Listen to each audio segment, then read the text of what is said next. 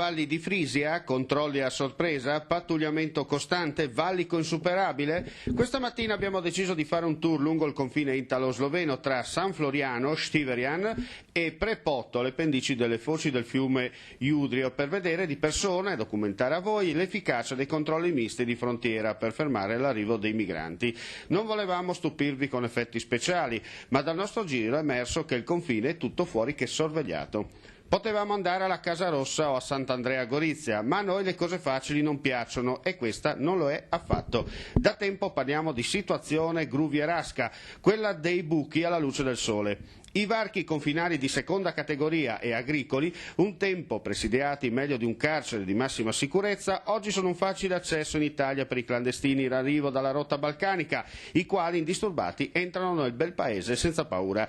Gli ex posti di frontiera da tempo sono diventati ruderi e inospitali, lasciati abbandonati a se stessi dopo l'entrata in area Schengen della Slovenia.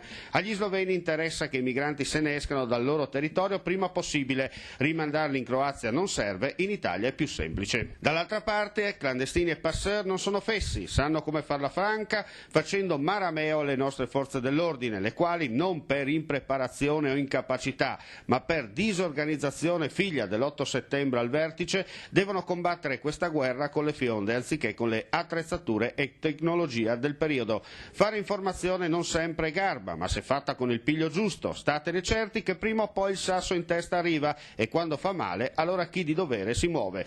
Oggi questa è la realtà, tanta propaganda ma di operativo poco, anzi meno di zero.